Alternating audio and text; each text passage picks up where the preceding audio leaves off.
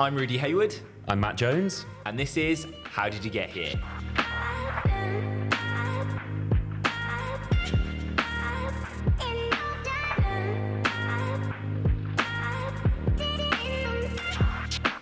On today's podcast, we have the insanely inspirational entrepreneur, multi-award winning and fellow Brummie, Tru Powell on the show.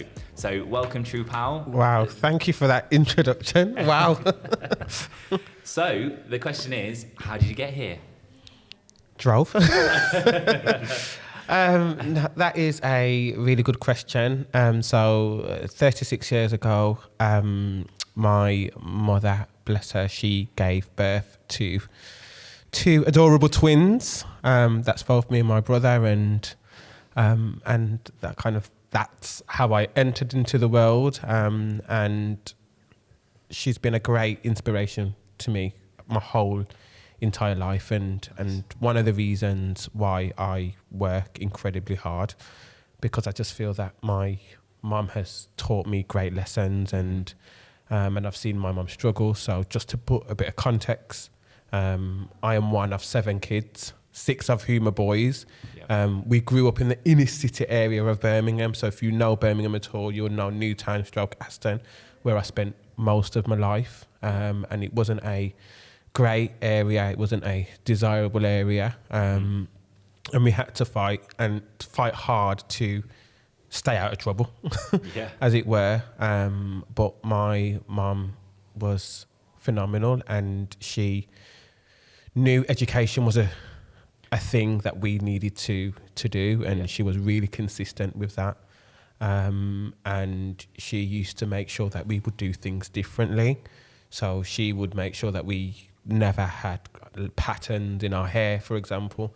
When everybody else was unrolled, walking with their jeans halfway down their backside, my mum was, no, you're having a belt, and you're like, she made sure that, our upbringing was different to our peers. And I think for me, that was my kind of first sign of, okay, I have to be different in order to strive and in order to create something magical for myself and to be something. And that was my first kind of life lessons through kind of learning and understanding why my mum made us do certain things. And, we were 6 boys in the inner city area of Birmingham. Like, it was one of the most difficult things ever, but, we survived it.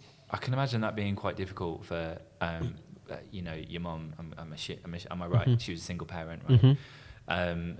Raising 6 boys. Like, I know that raising 1 boy or even 2 boys is enough, right? So 6 boys. Wow, that's. It was been a lot. It was, and I think for my mum, so she came out of a very abusive relationship. So that was actually one of my kind of first, I guess, tests of being resilient, and just seeing how strong my mum was, and just seeing how she knew that she could no longer kind of withstand the abuse, and was like, actually, I'm taking myself and my 7 children away from this toxic situation, was for me was very encouraging and very inspirational. And I was about 4 at the time when she left the relationship, and I just thought, wow, like, you've came with absolutely nothing and you're literally starting again and starting over. But one of the things that we always had was, and it sounds cliche, but we always had love. We may not have had much materials and much things, but we always had love. And even now, like, our family are so close. Like, I'm close to every single one of my brothers and my sisters, and we may bicker, but you just wouldn't, like, we're so close. And I just give thanks for mummy. Shout out mummy. Shout out True. mummy. She sounds absolutely amazing. She is. Yeah, she that must really have taken is. a lot of courage. So am I right in thinking that you're a twin, aren't you? Yeah. So who would win in a fight? Oh. Well, I will say 5 years ago may have been my brother, but now that I've been going gym and I've been working out a bit more, and I'll definitely have him. I like the confidence. Yeah, I definitely have him. Definitely, yeah. So tell us about, obviously you've got a very impressive kind of work career, and the businesses that you own. So tell us a bit about that and how, obviously you've had a lot of drive from your upbringing, but how did that develop and grow into what you are now? And that is a really, really good question. And I think for me, I was always driven by success and what my idea of success was. And I knew that from an early age, I was going to use enterprise as a way out of the ghetto, as it were, and to create a better life for myself. And it all started at the tender age of 7 years old. I remember this. Me and my brother, my twin brother, we were very creative when we were younger. We were always singing and dancing. Ask anybody that lived in our area would know that these twins were always singing and dancing everywhere that we went. It was just that's just what we did. And I remember saying to my brother, right, we need to deliver and plan a talent show. And he was like, yeah, let's do it. So I remember sitting down and planning it all out. I remember actually kind of gutting out a derelict garage, which was like 100 yards from where we lived. I actually remember to this day my mum telling me off because we used her house broom to sweep out the garage. And you don't use a house broom outside, like you just don't do that. And I remember putting bricks on the floor for chairs for people to sit on. We must have broke every health and safety rule going, like it was just insane.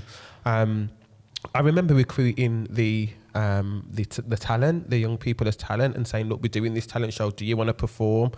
Wait a minute, you were 7 years old? 7 years old. Wow. 7 years old.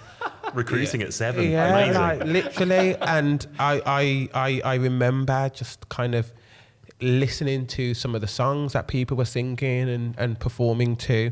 And I just remember standing in the garage and just looking and seeing everybody who was there just enjoying what was going on and enjoying the talent show. And what I didn't know then was that I was actually kind of painting my destiny as to what I do today, and literally combining all my loves. So obviously being creative and singing and dancing and platforming talent, and that's what I do now with young people. I platform their talent with Aston Performing Arts Academy, creating an event. Of course, that's what I do now with my event management company. I create events and awards and all sorts of stuff, but also entrepreneurship, and we charge people to come in, charge them 50 pence each and made a little profit, and I do that throughout kind of all my businesses. And I guess for me,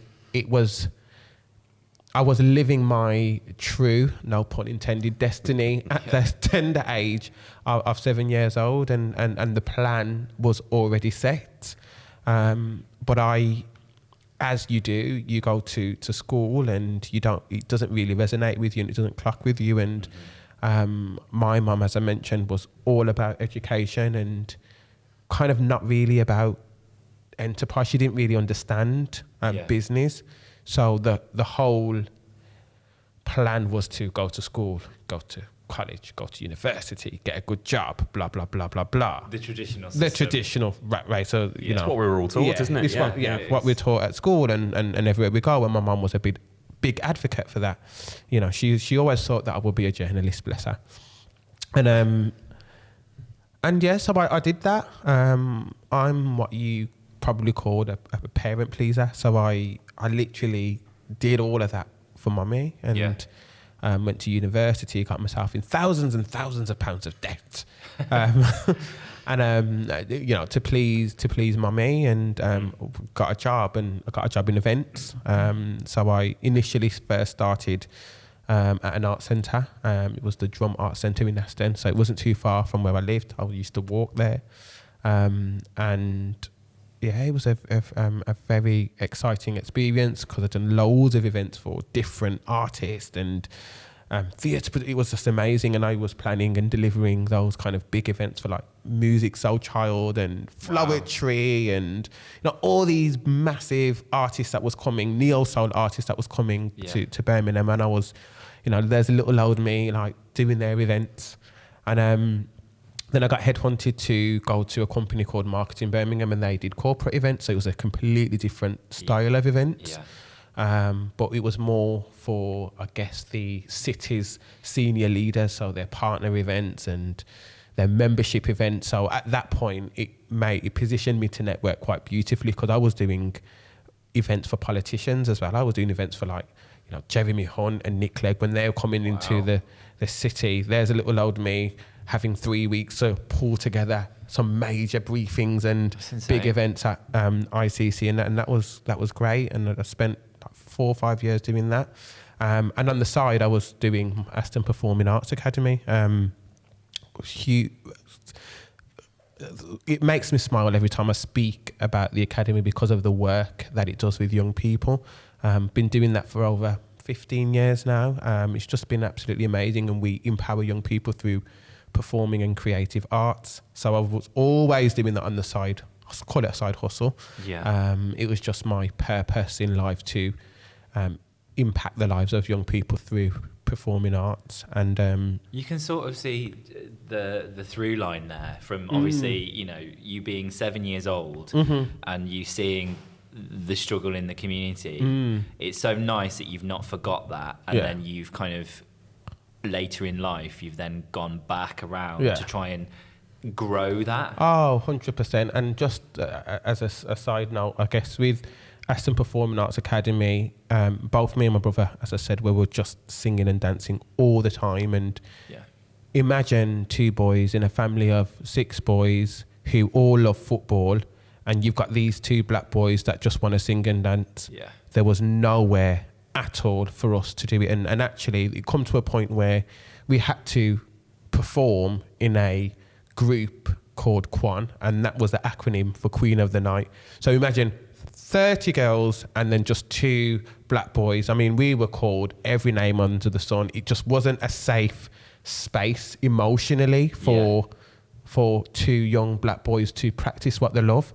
And we both vowed, like, from then, that we are going to create something to make young black boys feel safe to practice their art in the inner city. And that's how and why we do, you know, Aston Performing Arts, and something that I'll do to the day I die, because I believe it's incumbent upon me to provide that safe space for young black boys to sing if they want to sing. And you're noticing, like, most of our performances and stuff, you know, we have repertoire like Spice Girls, and we do lots of twerking, and I expect the boys to do the twerking. But equality for all now, isn't it? But it's a safe space, and that's what I wanted to create.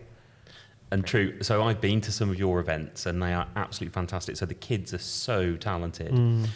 If you rewind 20 years, imagine if Aston Performing Arts Academy was available for you and your twin. How do you think that would have impacted you fast forwarding another 20 years? I'll be on par with Beyonce. I'm just telling you that. Like, that's how it would have impacted me. I would have definitely, both of us would have definitely been superstars, because we loved it that much. And it was really, it's difficult, and it was difficult for my mum to encourage it, because yes, on the one hand, she wanted us to do what we loved, but then she also saw the dark side of it, and it was a dark side. There was, you know, you would get ripped, you would get ridiculed for even trying to sing a note, and she'll be like, well, just, you know, why don't you just do football? And I'm like, I don't want to do football. Like, who wants to kick a ball around? Like, I want to go on that stage and sing, mummy. And so I always think if we had something like Aston Performing Arts, then and if I had a mentor like Tru to encourage that performance and to encourage that, then I definitely would have been huge. So the guys and girls at Aston Performing Arts Academy, they are so lucky to have you and your twin, aren't they? Listen, I say it all the time. I say, you guys don't actually understand. Like, I mean, we had a meeting yesterday with some of the performers, and they were like, oh, we don't want to perform anymore. And I wasn't sad. I was like, that is so amazing. Like, you've performed literally everywhere. You've performed hundreds of times on massive stages to the point now where you're sick of performing. Can you just listen to how that sounds? Like, I would have killed for that. Imagine being sick of performing because you've done it that much times. Like, that opportunities and it wasn't available. It wasn't available. And we have performed literally, particularly in the Midlands, like any event, any major main scale award, like we've done it all. We've wore the t-shirt and it's just been a crazy ride, and we've been doing it for the last 12 years maybe, just constantly. And we were for a very, very long time the most preferred entertainment supplier in the Midlands. Like any event, you will see Aston Performing Arts without a doubt. So just to kind of move forward slightly, because you've also got, that's not the only business that you have that's contributing to the community. No. So tell us about the other businesses that you have and what made you kind of go into those sectors as well, and how did you do it? Because for a lot of our listeners and the people that are watching on YouTube today, a lot of those are going to be individuals that are going to want to either take a new career path or they're looking to further their career, perhaps in the same industry that you're in.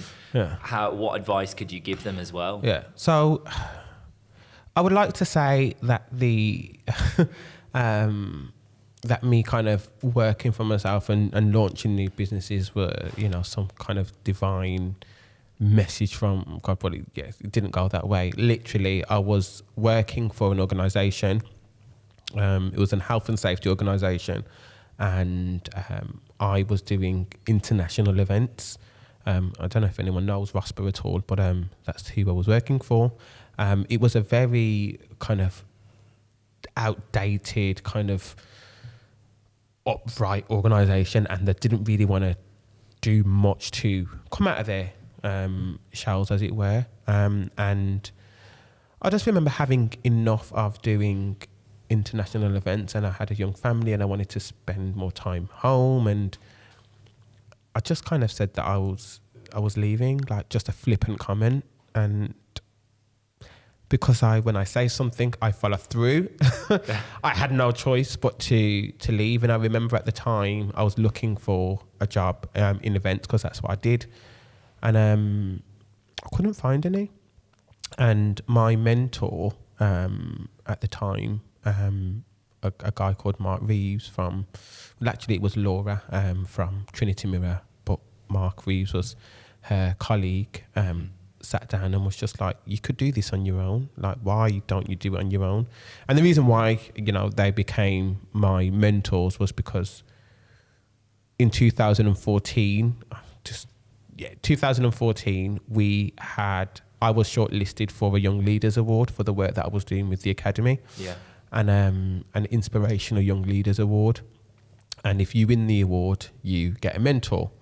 And it was put on by Trinity Mirror, it was Birmingham at the time. And I remember thinking, there's only two other people in the category, and I was young and naive then. And I remember sitting at the dinner table. You know what it's like when you go to these award things, Matt. And I remember sitting there thinking, oh, I've got this. Oh, yes. These people, yeah, there's no way I'm not going to lose this award. I've never heard of these two people in my life. And when they read out the award winner, it wasn't me. And I was like, oh, my goodness me. Like, how could I not win this award? And I remember going away thinking, oh, I'm vexed. Like, I should have won that award because I won the mentor. And then I went away, and then I kind of thought about it for a couple of weeks. And then I got when something happens to me, I'm like, right, how could I how could I do something that's positive from this situation? Mm-hmm. So I did. So I went away and I launched then Inspiring Brum, which is one of our flagship events for the Academy. And I was like, no one's telling me I'm not inspiring. I am now going to inspire the whole entire city through this event. So I launched this event, Inspiring Brum. And then I emailed Mark and was like, look, I didn't win, but I really want the mentor. I've launched this event, blah, blah, blah. And he messaged me back saying, you know what, I really admire this. I'll be your mentor. So I was like, oh my God, it's amazing. Yeah. So then that's how that relationship started. And then, so when it was time for me to find a new job and leave, he was like, no, you do this on your own. You've got the network, you've built up a following, you're doing great work with Aston Performing Arts Academy. There's no reason why you can't do it on your own. And I was like, well, I don't know how to. This is a bit too much. I can't do it. Yeah. And he was like, no, that's fine, Tru. Leave it with me. I'm going to do all your branding, your marketing, everything. And he did. Done all my stationery, business cards, everything. And he also done my website. Yeah, it's fantastic. And then he also gave me my first job. So my first ever job was the Wow Brum launch for Trinity Mirror, and I created and organised that event and got all talent, and it was really, really amazing. And then they say that the rest was history. Then I was like, yeah, it looks like I'm doing my own business and events, and so that's how that came along. And then I've always just been, if I get an idea or if something happens, then I'll just go along with it, and I don't want to think, oh, I could have done this or I should have done that. Yeah. Like I always, if I feel something's incumbent upon me to do it, I'm just going to go for it and do it, and then I'll look at the repercussions after. So so you're a risk taker. Yeah, 100%. Like you have to be, like particularly in business. Like and I always think, what am I losing if I don't do it?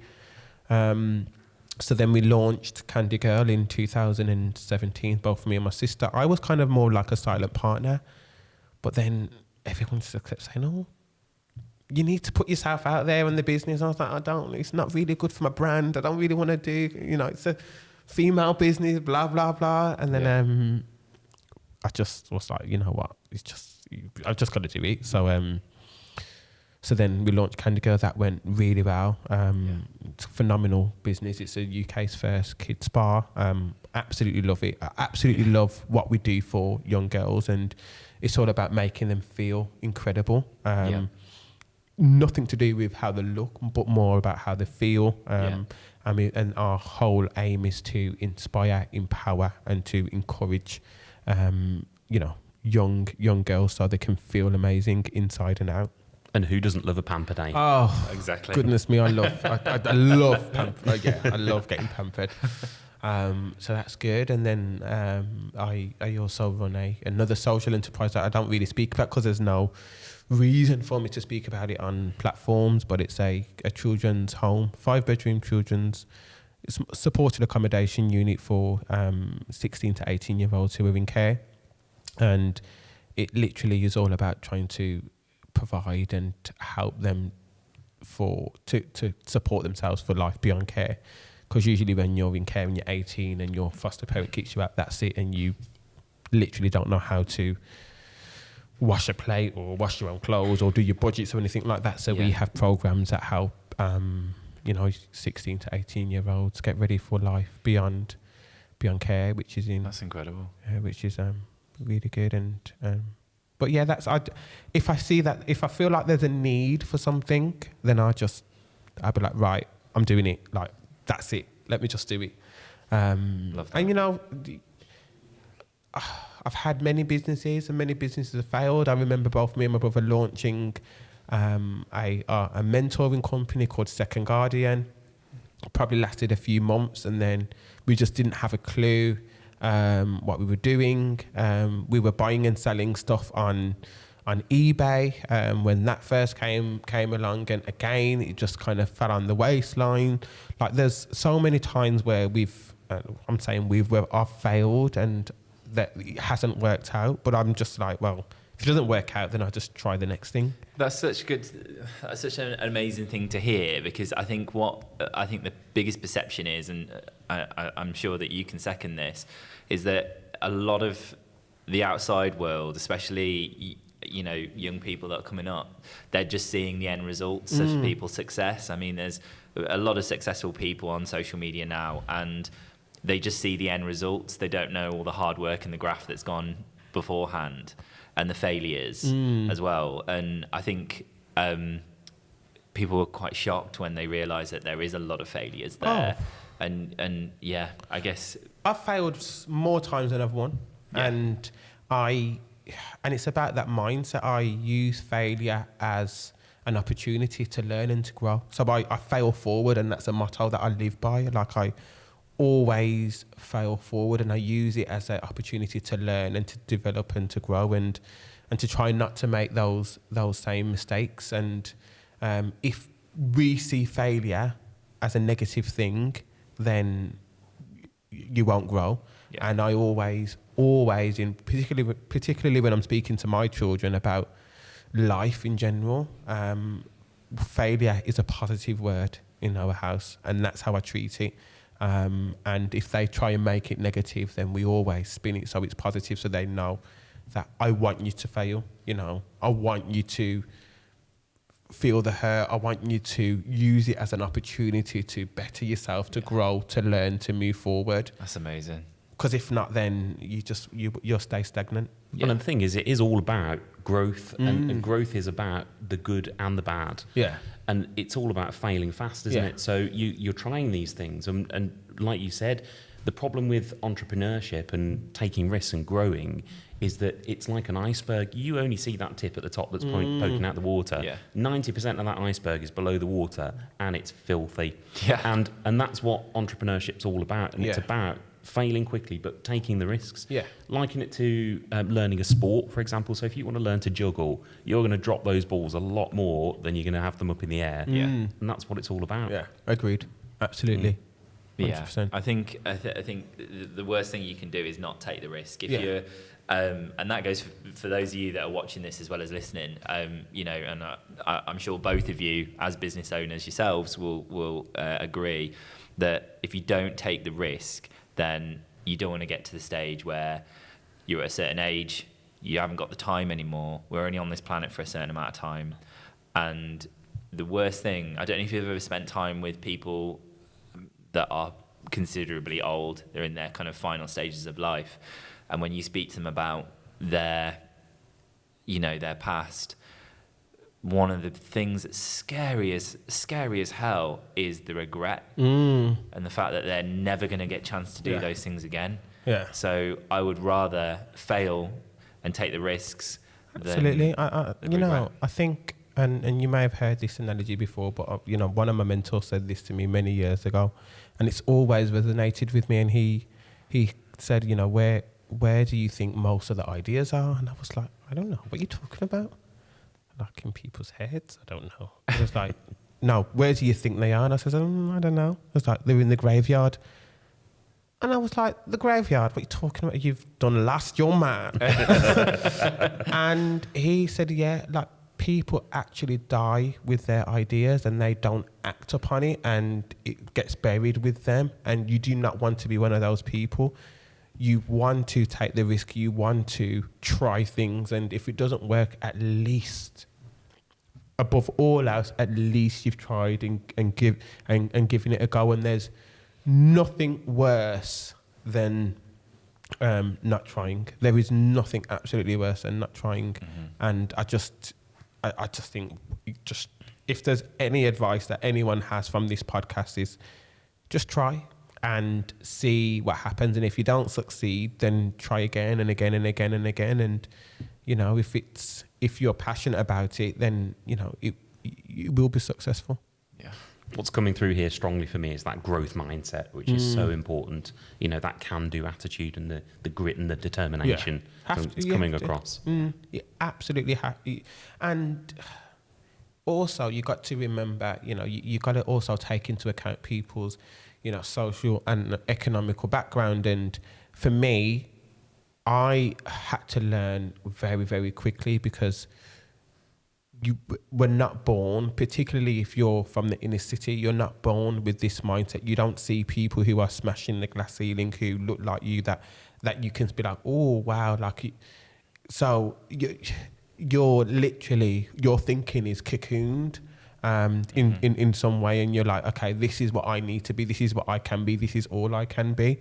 So it is a lot of working on yourself, and it is a lot of reading books. Honestly, that was a huge factor for the development in my kind of mindset. And it is changing your circles and speaking to different people and surrounding yourself with more successful people, so then you can be like, actually, I can do this, and And I always say to people from my community, like, you need to get out of the community. You need to get out of the community so you can see more, so you can feel more, so you can know that more is tangible. And that's why I always post any win, any success, any award, anything like that, because it's not really for me. It's actually, I want the people in my community to see, actually, Tru's from Newtown, or Tru's from Aston, B6, and look at him now, like he's actually doing it, and I want to do the same. So it's so important, and people don't realise the effect of your upbringing and the effect of your surroundings and what that can do to your mindset. 100%. I think you hit on quite a few key points there. I mean, the community where you're from, a lot of those individuals won't see, people that look like them, that have the same background as them, succeed. And I think I'd say the media doesn't always help, because it'll portray people that might look like them in a really bad light, which makes them think, oh, well, I can only achieve this, when in fact, actually, they can achieve anything they put their mind to. Absolutely. So yeah, I think it's really important. You are 100% right in terms of how important it is that you kind of push your success out there, and it's not about a vanity. Yeah. What it's about is showing the rest of the community that from where you're from, that it is possible. And the other point is as well, there's that saying that your success is based on the company you keep, right? So if you stay within that local area, and it's not necessarily an area that's going to help you grow, then you're not going to go anywhere. So getting out of that area is really important, right? Absolutely. And that's in the physical, but also in the mind, because you could leave an area as a location, but still be there within your mind. Yeah. And that's another piece of work that you have to do and recognise and work on. Just by leaving isn't enough. You have to leave in terms of your mindset and broaden your mindset. And I'm not saying forget. I would never forget where I'm from. Like, I'm, B6 till I die. I'll never ever forget where I'm from, and the lessons and the life lessons that my area has taught me. But I have left it, and in the mind, and my thinking now is a lot broader. But the thing is with you, Tru, now you say you've left it, but actually a lot of your time and effort goes back in to trying to help that area. Yeah. So doing 100%. A fantastic job there. 100%. Education is something I'd like to talk to you about. Come on. So, did you enjoy school? Did I enjoy school? That's a really good question. I would probably say no, and the reason why I would say no is because I was a very creative being, and unless it was like I spent all my time in the music room, like that's just what we did, and I just didn't really like learning. I just thought the whole idea and the concept of how we were learning at that point just wasn't for me. I did okay in school. I got my GCSEs and, A to Cs, and managed to do A levels and blah, blah, blah. But I was just doing it again for kind of, mummy wants me to get an A, mummy wants me to graduate, mummy wants this picture on the mantelpiece with my cap and gown. What we're all taught though, isn't it? Yeah, it's what we're all taught. Absolutely. But was I doing it for me? Absolutely not. And I know I wasn't doing it for me. I mean, I even know when I went to college, I did media studies and A-level English. I was going to be this journalist for mummy. And my brother went off and he did law. We went to separate colleges. Don't ask why. It was just the reasons I'm not even going to go into right now. But we went to separate colleges and we both done different things that we absolutely hated. And then I just remember saying, I don't like this. And he was like, neither do I. So he was like, so we finished the year and he was like, right, we're going back to another college together and we're going to do performing arts and theatre studies because that's what we love to do. And we did. And I remember having that conversation. Mum was like, I'm not doing this anymore. We don't like it. We don't want to do it. we want to be together and we want to do this. Is that why you were kept apart, to stop you from performing? You know, we were silly analogy, but I remember my uncle calling my mum and my auntie and my grandma, and he was saying, "Oh, we need to have a serious meeting about the twins." I was just like, "Oh gosh, what's this meeting about?" And I actually remember like listening to them downstairs, and they were saying we were that close, as in just we were side by side, as you will be because it's your twin brother. Yeah. They were like, "It's really dangerous, and we need to get out and have our own life. And if something happens to one, then it's going to be impossible for the other to live, and it's not fair on us. And you know, we need to get out, and we have to go to separate." And the decision was, when they leave school, they have to go to separate colleges. Wow. Absolutely awful. But I can give my uncle his props, because that's when I went off and I met Tara at college, who is now my wife, and we've got 4 kids, and Yeah. you know, been together for over 20 years, and it's great, and probably wouldn't have happened if I was still joined at the hip with my brother. But we absolutely hated it. It was the worst thing anyone could ever do. We felt like we was colour purple being split up. It's like, no, leave us. But yeah, it was that was an experience. That was actually quite a life changing experience, actually, because it was suddenly I was on my own, and I've always had him with everything, everything. But suddenly I had to learn how to stand and walk and create new friends and friendship groups, and it was just a completely new thing for me. And being a twin is strange, particularly when you've got that person like every single day. So when everyone else was in college and, you know, on their first day and they were making friends and it was great, I just felt different. I felt like, cool, where's my right arm? But yeah, it's good for us. It's good for us. How do you think I want to get a little bit serious now, but do you think that the education system, what do you think of the education system, and do you think it's kind of letting our youth down?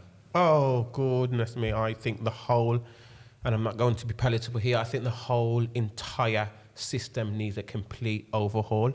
That's the teachers, governors, the independent panels, the local authority, how it's done, the syllabus, everything needs a complete overhaul. I think the education system is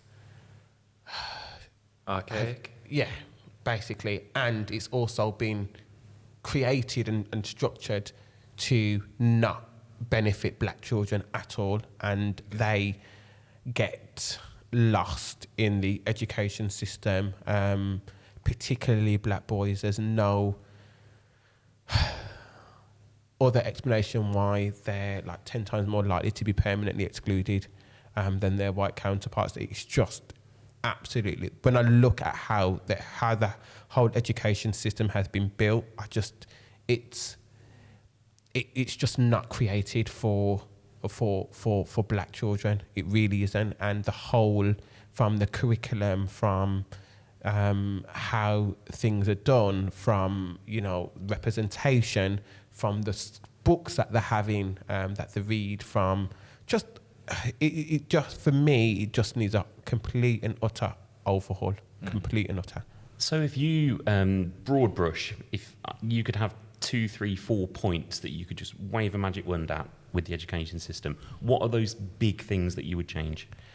So, number one, I will have to have policies in place that protect black children. You believe it or not, we do not have anti-racism policies in schools as a mandatory thing. So your child, if black and in a space that's predominantly of white people, could be racially abused at 5, 6, 7, 8, 9, 10, 11, 12 upwards, and there's no policy that sanctions those abusers or reprimands or even offers support to victims. So that's number one. Like, that policies need to be created to benefit and support black children within the education system. Number two, they have to be inclusive. You have to have an inclusive staff team member. I don't care if it's positive discrimination. I don't care if it's this. Representation matters, and you must, even if you can't find any black teachers, you must find one. You must. Something's going wrong somewhere where either a black teacher doesn't feel confident enough to apply for the job, or you're not making the right choices. But representation to young people matters, and you must have some kind of representation at the top. 100%.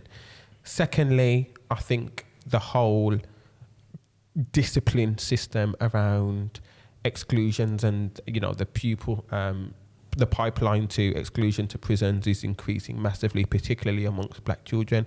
That needs immediate intervention. That needs to be looked into straight away, because we'll still continue to fail our children if we don't look into it and don't address it. Why do you think that's happening? Because honestly, I feel that when a black child does something, it's seen as violence, it's seen as a threat, it's seen as, and it could just be a silly thing, and it's seen as, it's seen as 10 times worse than when a white child does something, and that's for a variety of reasons. It's because, again, there's no diversity across the board, or the top, or they don't take the time to understand black children, and you know, we just have to show up, and we're seen as aggressive, we're seen as violent, we're seen as a danger. So when a child I'm talking about does something, oh my God, this child needs to go. This child is a threat, and it's just. That's because of the media as well, Tru? Do you think the media contributes to that? Everything. Oh yeah, 100%. I think when we speak on institutionalized racism, and that's obviously what we're touching on now, it's all intersectional. It's all like all institutions play a role, and the young people at schools are a byproduct. So yes, you know, the media creates certain narratives around, you know, particularly black children, particularly black boys. They're criminals, they're knife criming, they're thugs, they're ghetto. We very rarely see positive representations around black boys in the media.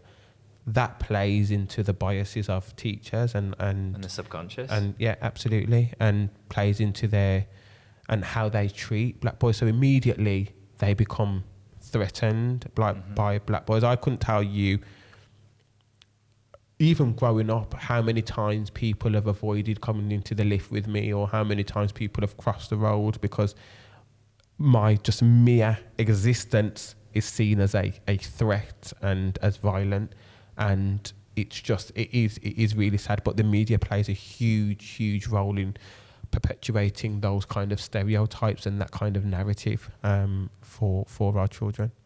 What about like history as well? Like I know that obviously I'm going to obviously bring you in on this as well, Matt, just in terms of educational, you know, being the founder and the owner of Oxbridge, and having the different courses that you've got there, and history courses, black history courses being available.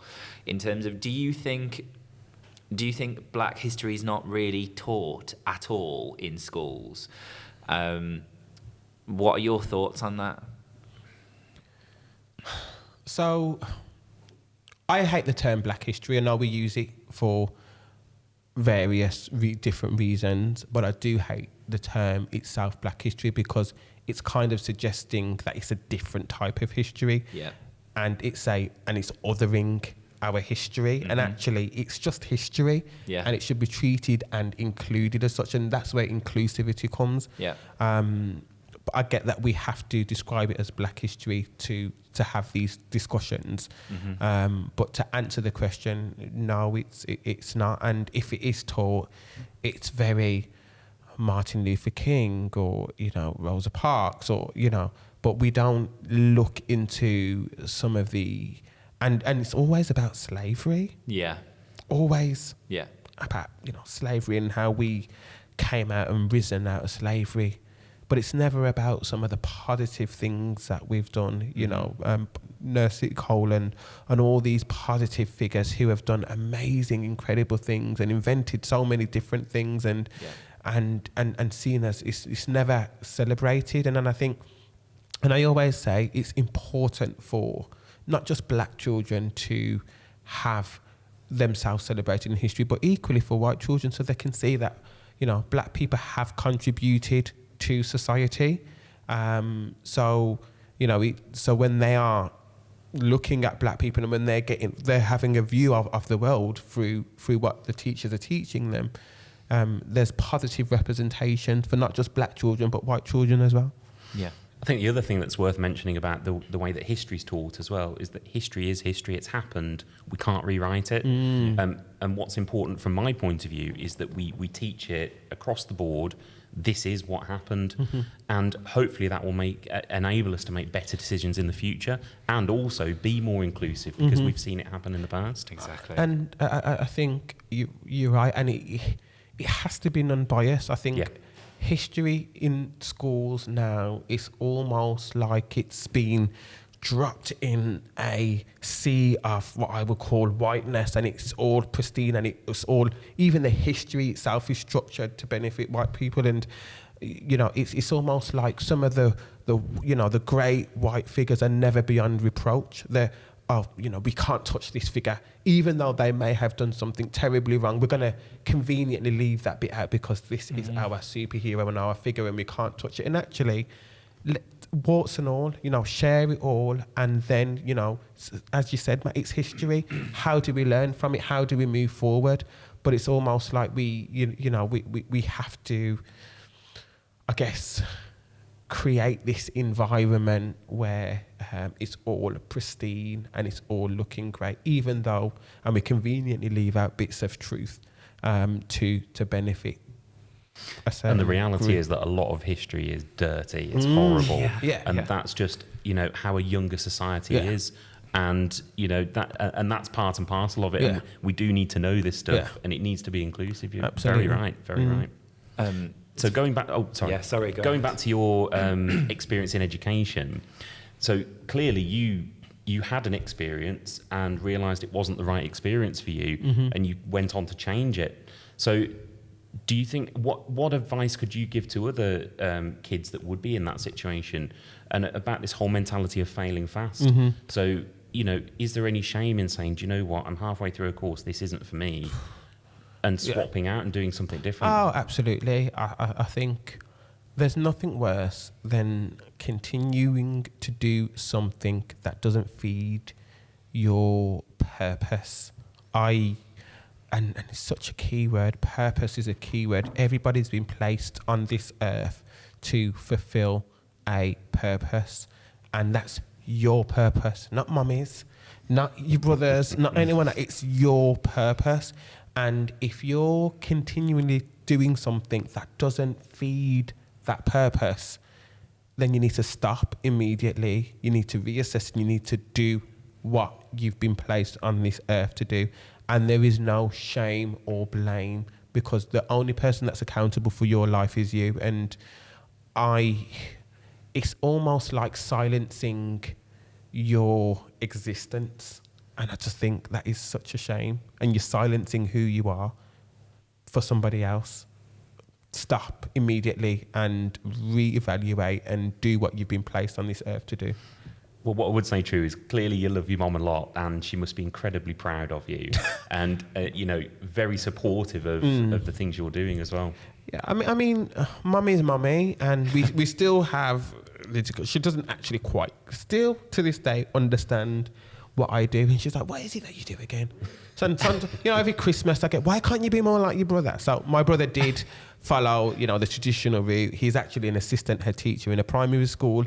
So my mum sees that as the pinnacle of, this. He's absolutely amazing. And I'm just like, Mum, probably earn the same amount of money, But for her, it's about the status. It's about what can she tell Auntie Brenda, You know, my son, my son's assistant head. But you know, it's mommy. I mean, when she sees me on the TV, that's her. Auntie Brenda, you know, see true. But you know, mommy, you know, we shout out, mommy. We appreciate and love you for all of that. Well, Tru, it's been absolutely amazing having you on the show. Like, it really has. And yeah, if people that are obviously watching this for the first time or coming across you for the first time, how can they kind of find you? How can they find you on social? What's the handles? Give us those. Yeah, so all you need to do is go on my website, trupowell.com, and all the details are there. But if you want to connect with me on socials, it's the same handle, Tru_Powell. That's TRU without the E, and then Powell_Powell, and you'll be able to connect with me on all my socials. Head over there, give me a like, give me a follow. Well, Tru, it's been absolutely fantastic chatting to you. I feel like we could have probably gone another 2 hours. I mean, but I think we're going to get kicked out soon. Have we been an hour already? Wow. Yeah. Have we? I think. Oh, wow. Yeah. I ain't even started. We ain't even started. I'm feeling like episode 2's coming on soon. Yeah. We'll have to reconvene. I think we should definitely catch up again, 100%, and get you on the show again, definitely. And for those of you that want to kind of find us on socials, obviously, if you go to Oxbridge, you'll be able to find us there. Search Oxbridge on socials, and also if you Google us, you'll find us on the website as well. If you please could like and follow this channel on YouTube. If you're watching this, please like and subscribe. You know what to do. And if you're listening to us for the first time on Apple Podcasts or Spotify, and you've enjoyed this, there obviously is going to be many more to come. We're going to have many more guests on. So if you've enjoyed it and you want to listen more, please make sure you follow us. And yeah, I'm Rudy Heywood. This is Matt Jones. And Tru Powell. Thank you so much for coming. Thank you. Thank Thank you you for having me. Thank you, honestly.